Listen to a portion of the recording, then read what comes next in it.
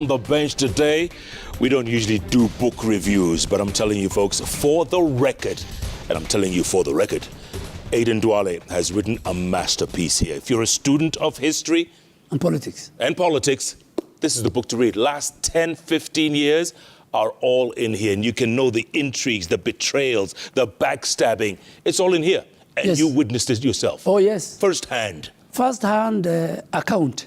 First-hand account. Yes. And you were saying President Kenyatta, when the referendum took place in 2005, right? Yes. Oranges and bananas. Yes. And then Kibaki fired a whole bunch of people. Yes. And the Oranges, having won that referendum, went on to form ODM. Yes. And Uhuru was part of that. You know, in 2002, when Uhuru lost the election to President Kibaki, in big time, him and I think President William Ruto was the Secretary General of KANU with the late Mutula Kilonzo. They had about 62 members of parliament. So they formed a very strong opposition. Uhuru became the leader of opposition. He was the chair of the Public Accounts Committee, a very powerful committee during that time. Then the 2005 referendum, KANU and LDP and other parties joined together. Once we won the referendum, the banana and the oranges, yes. The orange won massively in all counties and all districts. And then ODM, the Orange Democratic Movement, it had some connotations with the Orange Revolution in Ukraine. Yes. Then they formed the ODM, and it was called ODM Kenya, okay? Which down the line, Kalonzo Musyoka afterwards humiliated. It's in the book, in Khadija grounds in Mombasa, when Odinga's supporters came with the hammer. You remember that time there was a hammer? Yeah. The whole field was hammer. Correct. So when Kalonzo stood to speak, everybody said hammer, and that was, you know, it was not far from the elections. And the supporters of ODMK were propelling the endorsement of Raila Odinga. Uhuru Kenyatta was part of the ODM brigade. Then all of a sudden, because of the tribal currency, he left ODM and went to support Uhuru Kenyatta. You can imagine the leader of opposition, the chair of Public Accounts Committee, went back to his community, to his region, and supported President Kibaki. I have been a supporter of Kibaki, but you know, I was not the leader of the opposition. Right. Then William Ruto and the whole of his brigade from Rift Valley and many other parts of the country, they remained in KANU. KANU collapsed, then ODM was formed. Okay? So when you look at the history of Uhuru Kenyatta, what he did in 2006, 2000, before the elections, is the same Uhuru Kenyatta, again recorded in my book, who in 2022, you know, the SATs, you know, a sitting president. It has never happened in the world, in the most democracies. A sitting president crossing over, leaving his party and his government, and inviting the opposition across the fence and say, I think you guys are better and you can lead the country. So in 2002, he left his party, Jubilee. In fact, he never left his party, just like the way he did to KANU after, when he was forming TNA. He cannibalized Jubilee, destroyed it, so that anybody else, including Aden Duale, cannot use Jubilee, and then supported Raila Odinga. When he was cannibalizing Jubilee, it had 175 members of parliament. It was the largest party in the region. 175. Today, I think they have less than, I think they are at the age of qualifying to be a parliamentary party. For you to be a parliamentary party, I think you must be 5% of the House. So they must have about 25 MPs. 28 or so. 28 MPs. Yeah. Yeah. There's a chapter on the Constitution of 2010, right? Yes, yes, yes. The story of the 2010 referendum and the new Constitution. Yes. And you were part of that whole Naivasha talks. Yes. How was that? You know, the 2010 constitution making was difficult. And that is the only time, in this book even I have documented, is the only time I took a sabbatical leave from my bosom friend William Ruto. You remember William Ruto was opposing? No. Yes. It was with the nose, yeah? Me, I was, yes. And we agreed principally on a gentleman agreement that, you know, there are certain salient, important features captured in this draft constitution for my backyard, whether it is the Muslims, whether it is the Somali community and the pastoralist, the office of the Qadi's court, the element of devolution. Devolution was very, very dear to the people of the North. You know, they were victims of discrimination. They were victims of a centralized government. Somebody along Harambee Avenue, either office of the president or the national treasury, could decide for somebody in Marsabit, in Sololo, and he has never been there. So devolution, the Qadi's court were very dear to me and many people. So on a gentleman's agreement, I told William Ruto, I'll take a sabbatical leave from you. Go with your no. I wish you all the best. And I'll go to yes. But there were a number of us who were watermelon. You know, because now I have to say the truth, because it's written here. Yes. President Uhuru Kenyatta then was watermelon, John Michuki, myself. And I remember at one time we did a fundraising offline for the No Camp. Right. And, for the No Camp. For the No Camp. We did a fundraising for them. And after even they lost, they got about 2.5 million votes. William Ruto, you know, did very well. William Ruto is not a politician you can play around with. You know, as a Minister for Agriculture, one person against the whole government, the Prime Minister, the President, the Deputy President, the Vice President, Kalonzo Musyoka, and all of us, and with the state resources, William Ruto alone with his NOCAM, they raised about 2.5 million. Of course, they had serious points to raise to the people of Kenya.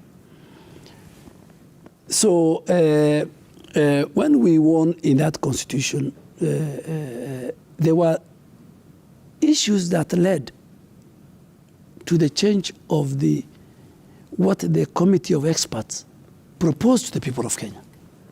When people went to Naivasha, a lot of political chess game happened. A lot of intrigues happened. And remember that time is when we had a serious divorce ourselves, the William Ruto's wing with the Odinga and his ODM party. So, and that was the time when, for the first time, at the altar of the constitution making, William Ruto and Uhuru Kenyatta were reading from the same script. I am a believer of a parliamentary system of government. And that is a time when Uhuru Kenyatta and William Ruto agreed in principle. Okay? To a parliamentary system? Yes. And you know, there was the team of ODM were divided between William Ruto faction and Raila Odinga's faction. So the William Ruto faction went to bed and agreed with the PNU faction of President Kibaki. And they agreed on, that's where the powers of the Senate were diluted. There are people who didn't wanted the Senate to be a powerful house. That is the time when the numbers of the counties were reduced to 47. From the guys who wanted 94. What? Yeah. That is the time. In fact, the proponents of a parliamentary system, which I was part of with ODM, the original counties were to be not more than the 11, 13. 8 of the former provinces, and then add big provinces like Rift Valley, divided into 2. That is when the minimum 15% money for devolution was compromised. And that is when the whole, history of Raila Odinga, of a parliamentary system of government, he gave in himself. And for the first time, because he was the prime minister of the Grand Coalition, Raila Odinga became very selfish. He realized that between a parliamentary system where the prime minister can be removed by the House through a vote, can be removed by his party, compared to a powerful presidential system. And you know, with the ICC on the head of William Ruto and Uhuru Kenyatta and the Western backing he had, Raila Odinga knew beyond reasonable doubt that 2013 he was becoming the president. So he said, wait a minute, why do I need a prime minister that members of parliament can remove you one afternoon? Why can't I go for a presidential system where the president is very powerful? So he fell into the trap of Uhuru Kenyatta and William Ruto. And he endorsed a presidential system of government. Little did he know that there was something called tyranny of numbers. You know? So the card of tyranny of numbers played. And Raila Odinga, in the 2013 general elections, again, he lost it fair and square. 2017, the same thing. But 2017. And even when he joined hands with President Uhuru in that BBI shenanigan, you know, Raila again Odinga, because he's a guy who trusts. You know the problem with Baba trusts. He trusts any scenario, any option. Even in BBI, you know, Raila, I thought, and I was the only one as a patron of the pastoral parliamentary group who argued for the case of a parliamentary system of government. And Jeff, let me tell you, these shenanigans of a post-election violence, this story of my votes have been stolen, will end with a parliamentary system of government. Why do I say so? The contest will go to the constituency level. Everybody will go and make sure he go and convinces the citizens and get more MPs on his corner. Right. So today, like UDA has 143 members of parliament. Automatically, UDA plus its coalition partners will produce the prime minister. So there was no way you will say post-election. You know the contestation, the threat to our national security is these presidential elections. Particularly, and I have nothing against him, particularly when you have somebody like Honorable Raila Odinga, who believes that every election he wins is the one who has won. So I think if we want for the stability of our country, I know it's a very hot discussion. Many people will disagree with me, but even for equality, if you want every community in our country to have the opportunity to lead our nation, it can only happen through a parliamentary system of government. Because I'll give you a good example. A pastoralist who is not known, who is a hustler, who joined politics in 2007, became the first majority leader of the Kenyan National Assembly. Why? My party then, TNA and URP, called Jubilee Coalition, saw the talent in me. And they said, this guy can be our leader of majority. They say if we are a parliamentary party, somebody from the coast, somebody from Turkana, somebody from Kisii, his party will see value in him and the talent and make him the Prime Minister of the Republic of Kenya. Tell me something. 2007, who won? No, 2007, we lost, and I've said it, but with a small margin. Yes. ODM lost? ODM lost. You know why do I say so? You know the problem is, in an election, even between me and you, if you win by even one vote, you are the winner. So there are people who say, oh, you know, we lost by 100, 200, election was stolen. You know what happened during that time? I was a founder member of ODM. And why we believed we won that elections? Because President Kibaki won by very little margin, about 200 votes. 200? Yes. Or 200,000? 200,000. 200,000, sorry. Why we believed ODM that we won that election is because we had more MPs than PNU. Mm-hmm. But you know, PNU was an amalgamation of parties. Yeah. Uhuru had about, I think, a dozen of MPs. There was PNU, There was Kalonzo Musyoka, Wiper. So if you equate ODM to PNU in 2007, then somebody will ask, how did ODM got 106 members of parliament and PNU got 47? And of course, you know, and that's why the new constitution has done the people of Kenya in terms of governance serious milestone. You know, that swearing in of President Kibaki at night in the dark, the post-election violence, all that gave all the indication that things were not right. And that's why today, some of the beauty about the current constitution is that no more swearing in the dark. You do it in public, you must gazette.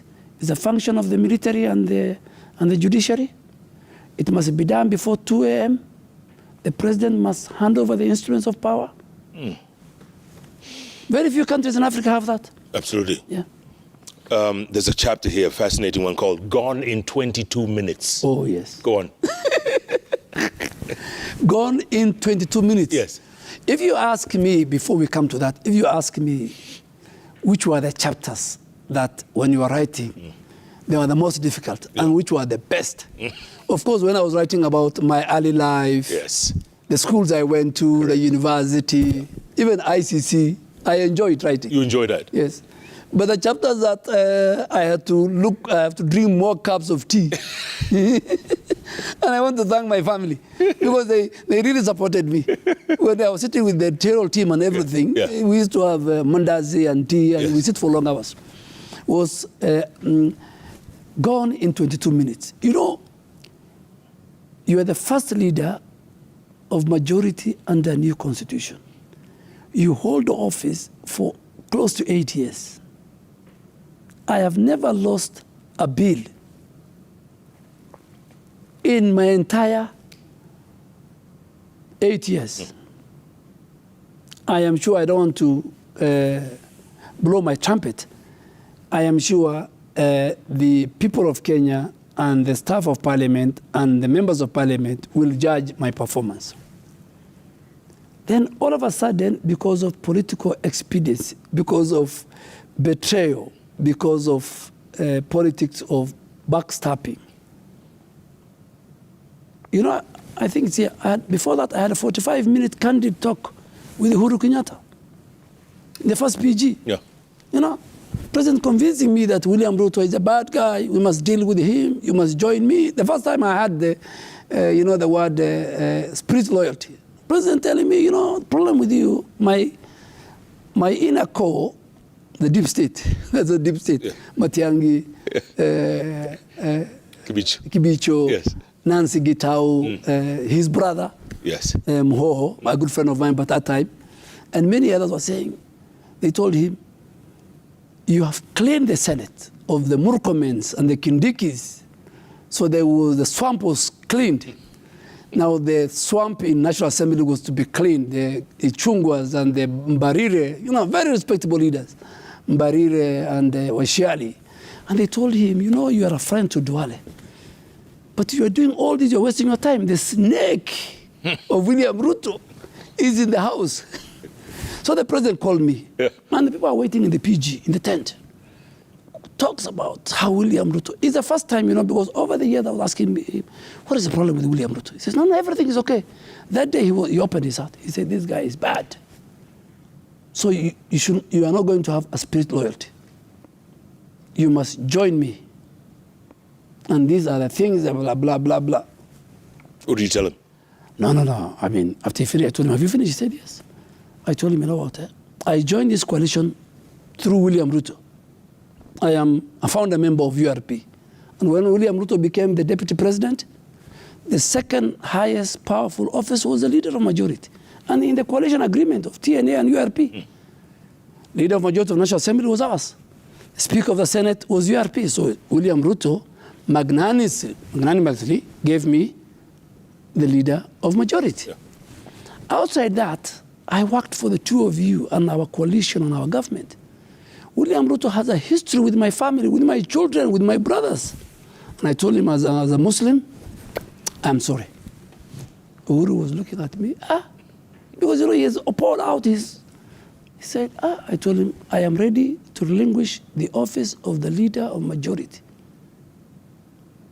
I better stay with William Ruto. That's what you said? Yes. So we left. He said, okay, let's go to the PG. We went to the PG. Was he angry? No, I think he was shocked.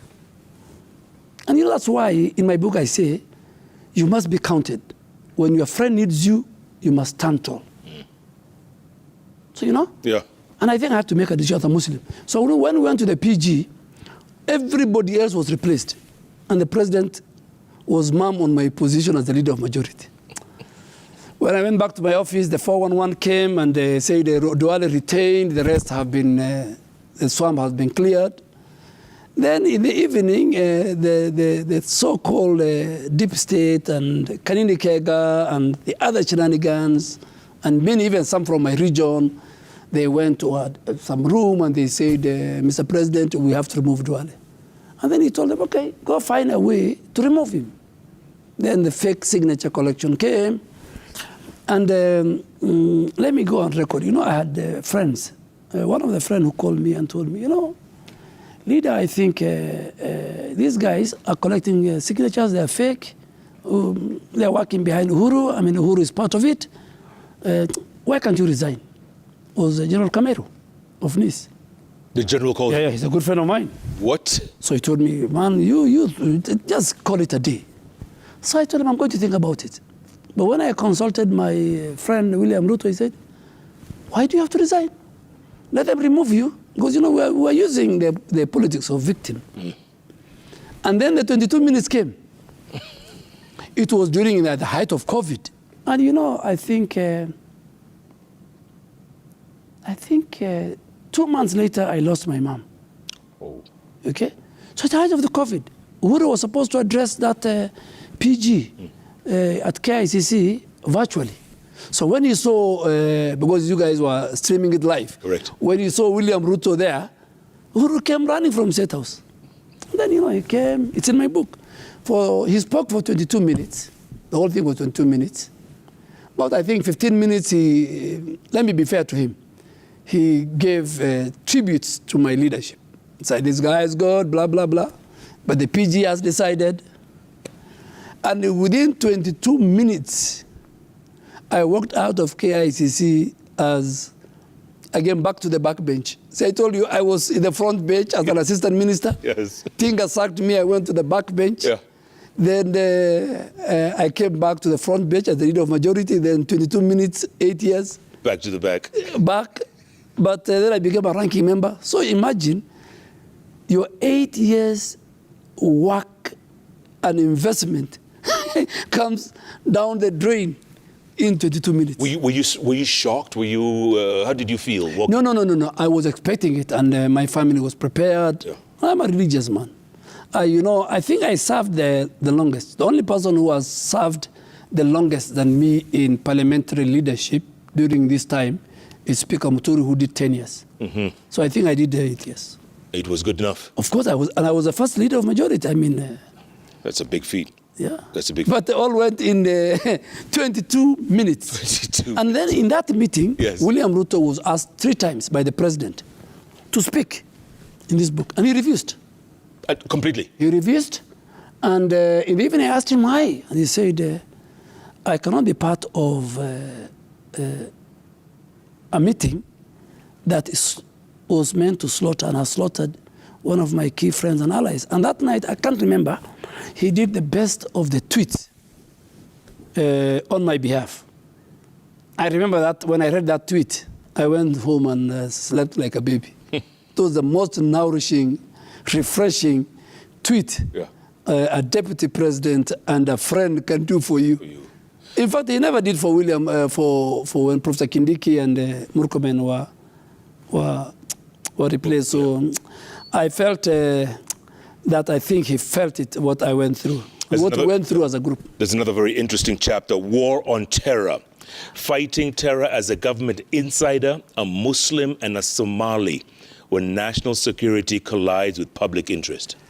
Yes, this is one of the chapters that I think also when I was writing, it was very sad. Number one, during my leadership, as a member of parliament in Garissa, I came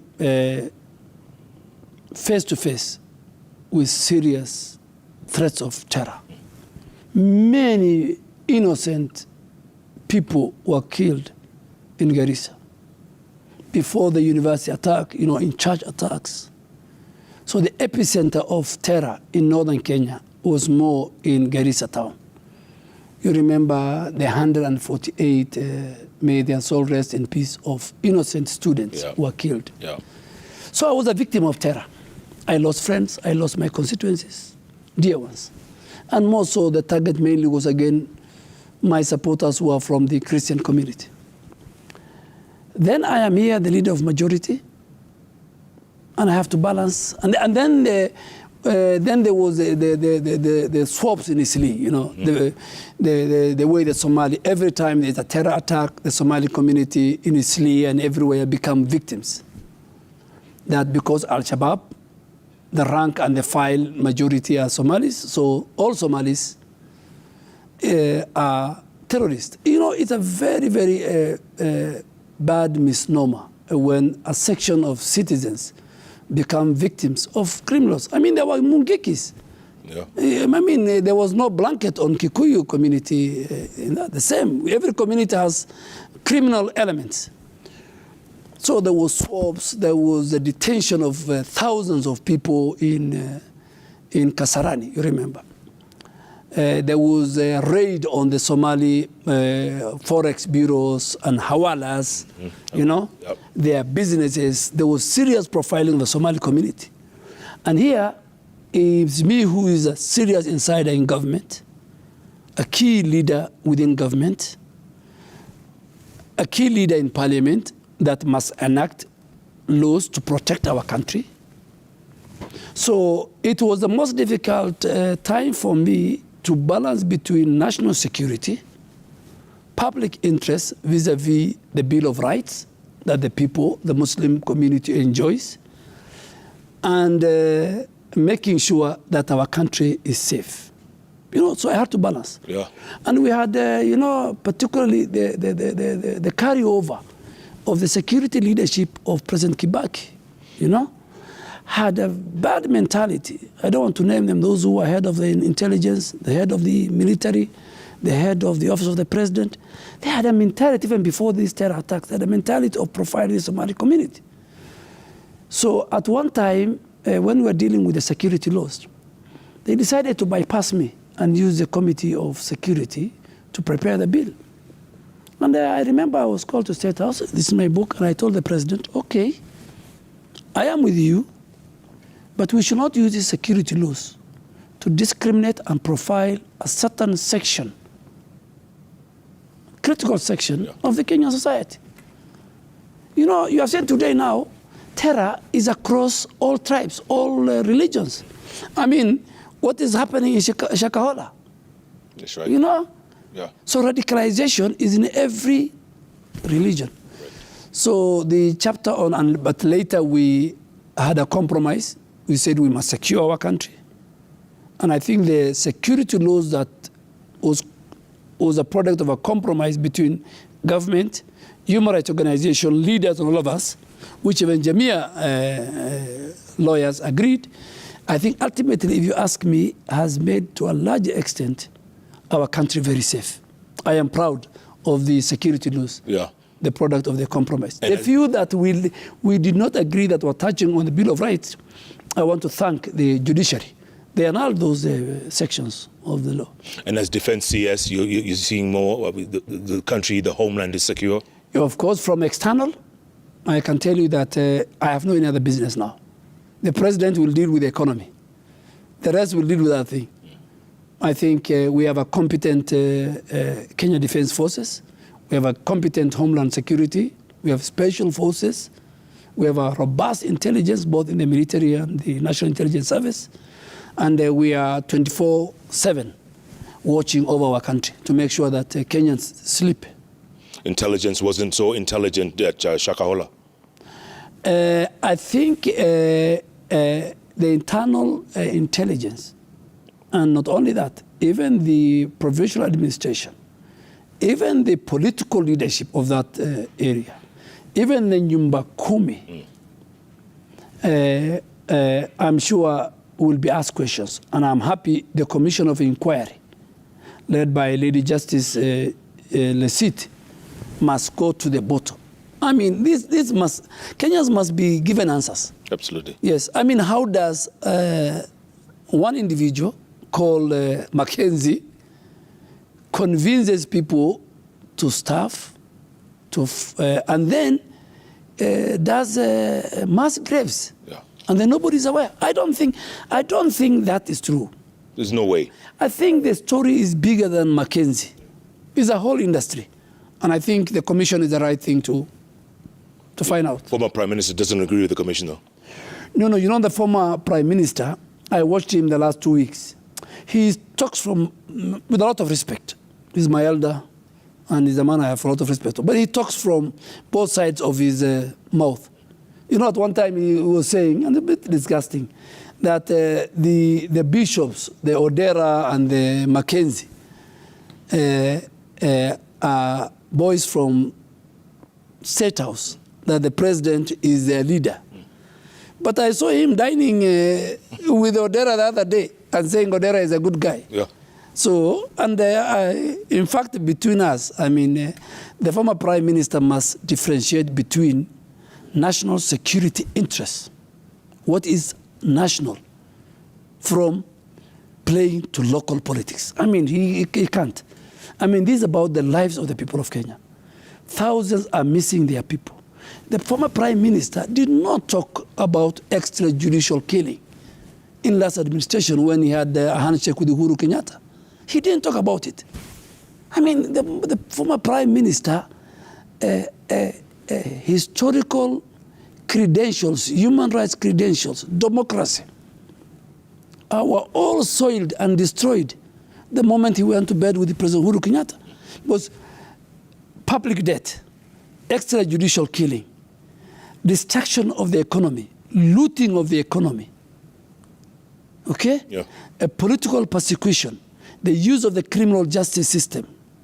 All these were done when Uhuru Kenyatta and Raila Odinga were running government the last 4 years. Speaking of looting, there's a chapter here, fascinating one, called Railway to Nowhere. In fact, this chapter, there is a common denominator. You know, every chapter, there is somebody who is mentioned. And the other night, my good friend Jimmy Wanjigi called me and said, when am I getting my book? And I said, please, I will send you a signed copy. On the chapter on railways, Maina Wanjigi is mentioned. And unfortunately, I have to ask for his apology. Maina or Jimmy? I mean, Jimmy Wanjigi, I'm sorry, Jimmy Wanjigi. Yes. Jimmy Wanjigi played a very big role in the election of and merger of URP and TNA in 2013. You know, Maina Wanjigi is a very sharp statecraft. I wish he was in the US. That's why he can fit very well. Yeah. So one morning, you know, President Uhuru Kenyatta summoned me and Kipchumba Murkomen. And he told us, you know, you guys, there's a chopper standby. Go to Nyeri. You can imagine. And there is a function in Kanini Kega's constituency. A Mau veteran who died the week before was being buried. And you must go and say it in that rally that Jimmy Wanjigi is the man behind all the story that is about this SGR. You remember when Alfred Keter and all these people were criticizing the SGR. And so we went because of loyalty. Sometimes loyalty is a crazy thing. We were loyal to the commander-in-chief and the president then. Yes. We took breakfast with him. We boarded the helicopter. We went to that Mau veteran who was being buried. And we said, Jimmy Wanjigi is a guy behind stoppage of the blah, blah, so many things. And at night when I came back home and you guys did it in the news and Jimmy called me and said, what have I done, my friend? So, but Railway to Nowhere is a very interesting chapter. It's the most expensive. SGR is a very sad story. It's the most expensive railway. Is, I think, overpriced. Is where serious corruption took place in its tendering and payment, of course, with the Chinese. But you take a chopper or drive, this railway going, which was supposed to go to Malaba, to Kisumu, this railway is ending somewhere. In a very wild place, in remote place, it stops. Have you ever seen a railway stopping in the bush? And there's nothing beyond? Nothing. Later I was told, I don't know whether it's true, I'm told it's ending in somebody's farm. I don't know whether it is whether it's Uhuru's farm. But even last week I overflew. The railway line goes, and then it goes to, like, it ends like in Chakahola Forest or Boni Forest. Then what happened? The president says, all cargo must go by the railway, not trucks. Right. So people asked, so where is our cargo going? Our cargo is going to Uganda, but it's going to certain sections of the port of Mombasa, you know, were shifted from Mombasa port to Naivasha, to where the railway is ending. So it's a very serious chapter in my book, from the cost of the railway to the policy making of the railway to where it is ending in somebody's farm. So I felt Kenyans, and how Jimmy Wanjigi became a victim of his internal war with the President Kenyatta, where some of us were involved. I mean, Jimmy was a friend. In fact, Jimmy was on the side of URP when we were negotiating with the TNA. Mm-hmm. I don't think the cabal around President Kenyatta in 2013 wanted Jimmy. And Jimmy was more from our side. But so the railway, I think, now you hear about the railway, the title is not there, the port of Mombasa is mortgaged. There are many, many stories flying around. Mm. But the chapter on the railway to nowhere is a very interesting chapter. Those who are watching me, they should read that chapter. What about the live wire you touched? Why are you asking me? No, let Kenyans read that chapter. Okay. That chapter is about the NYS scandal. Correct. Yeah. The way Guru, her PS, the way she involved us. You know, I've never been to NYS. The only time I see NYS is when I'm driving to my constituency in Garissa on the highway. Yeah. There's an NYS. Yeah. Then the other connotations I have with NYS, I went to NYS before I joined the university. Mm. I was part of the cohort, Ruto Mzee Moi. Yes. So the whole story of NYS, and you remember at one time during the by-elections for Kericho senatorial after Charles Keter joined government, and then we had a by-election in Malindi when Kazungu became minister. And one evening, we just finished our campaign rallies in Malindi. We were with the deputy president. We were about to board and we were having a cup of tea. Then I see 411. And Waiguru says before a parliamentary committee that Aden Duale is a recipient and part of the proceeds of the NYS scandal. Before I landed in Nairobi, I did 11 tweets on Waiguru. And in the morning, President Uhuru Kenyatta was in Israel. I called him. And he said, I'm on a highway. I told him, listen, you'll see what Waiguru has done to me. I'm going to do a press conference. And he told me, proceed.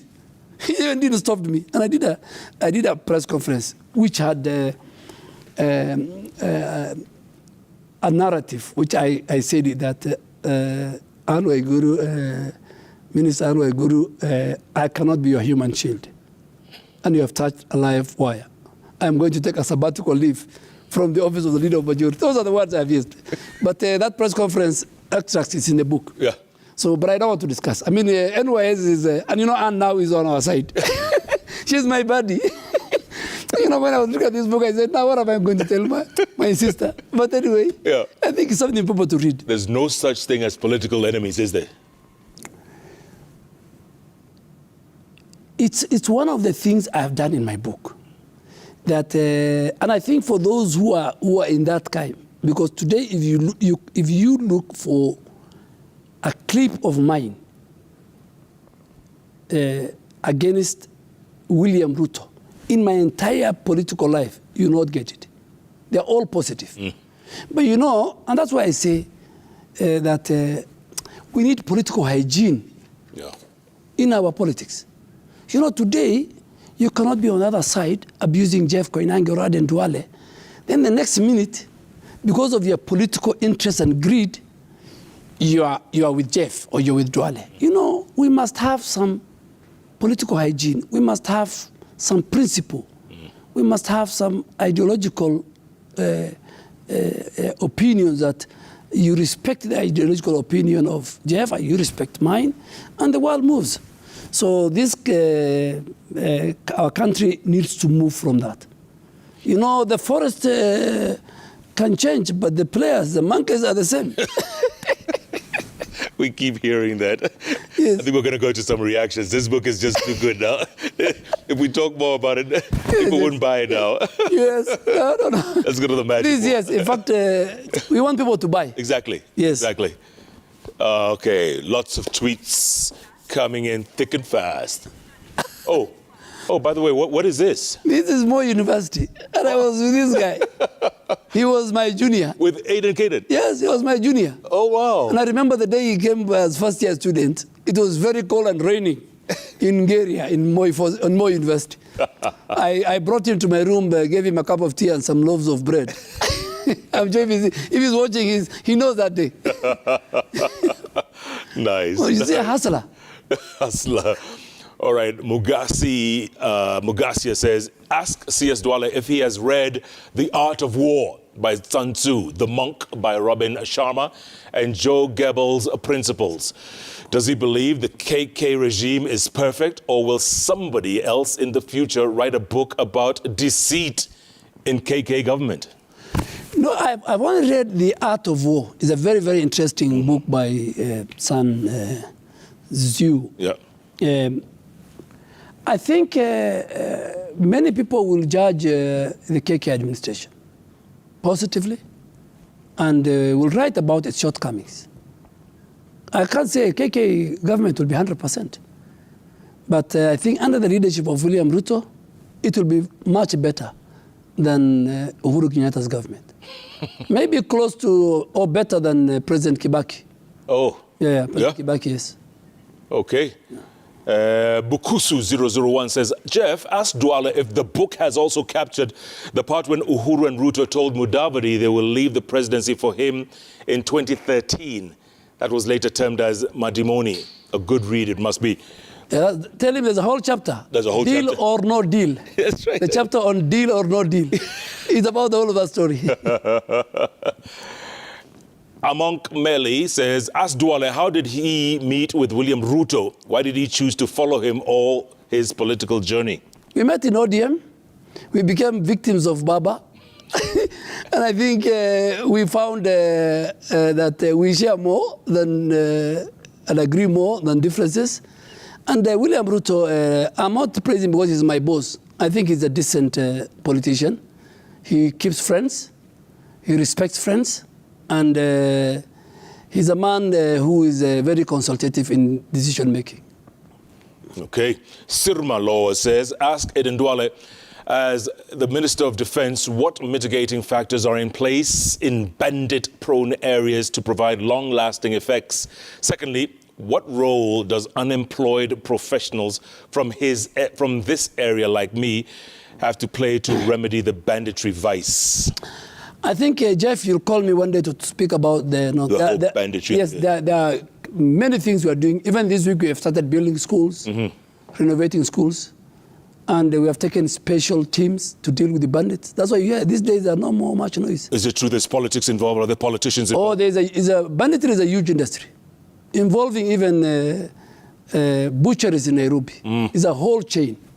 But I want to assure the people of Kenya that the William administration is the administration that will end banditry in North Rift and in the North. You're saying that on JKLive? I am saying it, and take the date and the time. For the record? For the record. Charles Caris says, what would Honorable Duale be in an Uhuru memoir? A chapter or a bookmark?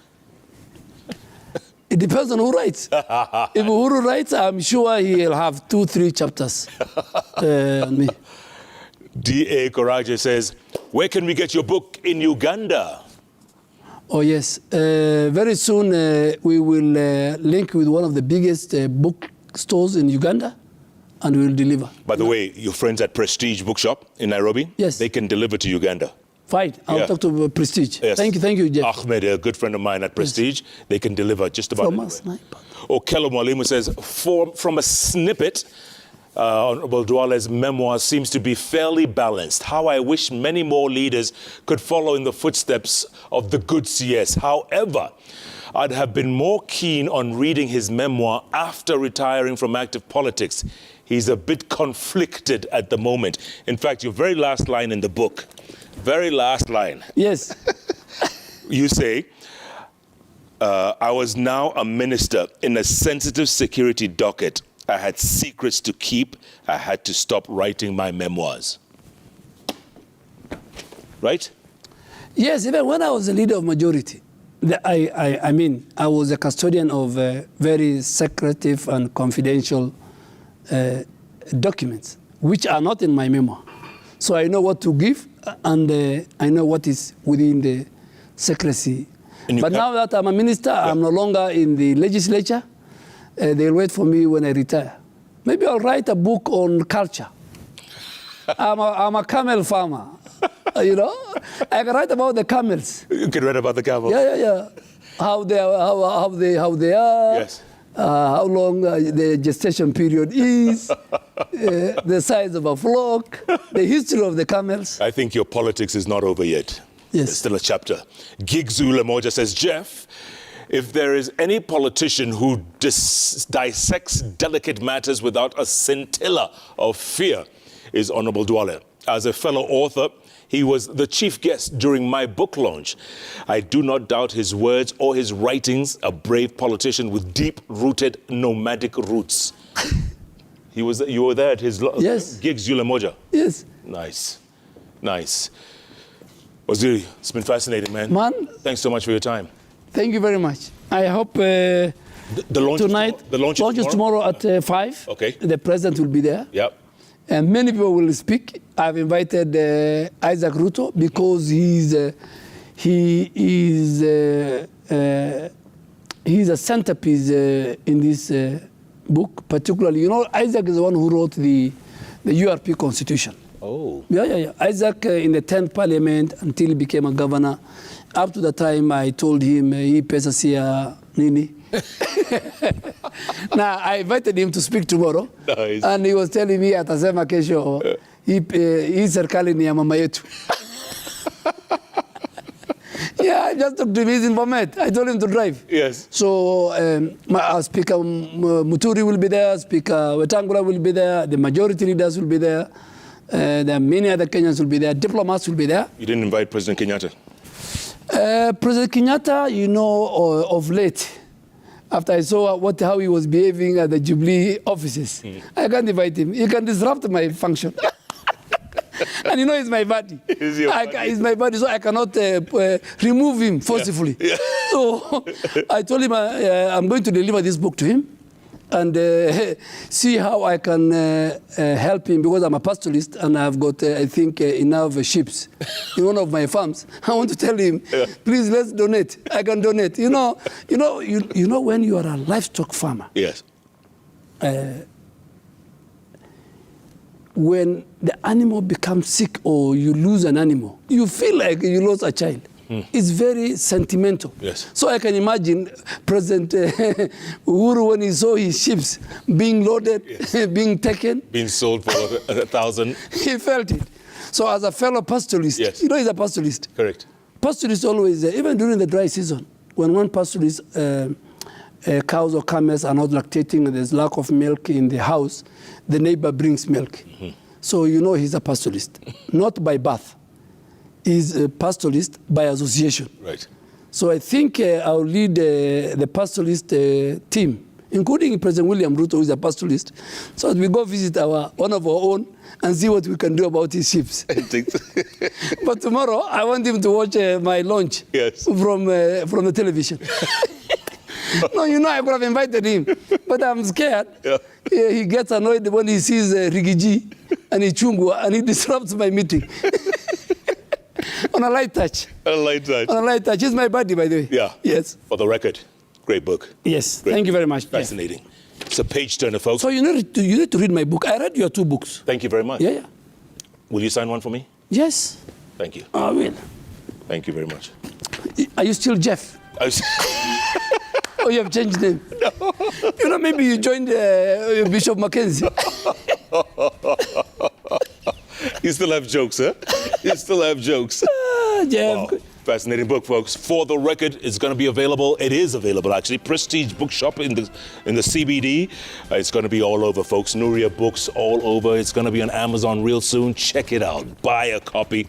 If you're a student of history and politics, check this one out, folks. For the record, Aden Duale. And it's not over yet. We're going to take a break, come back. We still have sports news. Waziri, thank you so much. Jeff Koinange. Ashkuru sana. You say, thank you for your trust. Keep reading. Oh, beautiful. Yeah. Asante ndugu. Thank you. Nashkuru sana. Back in a moment.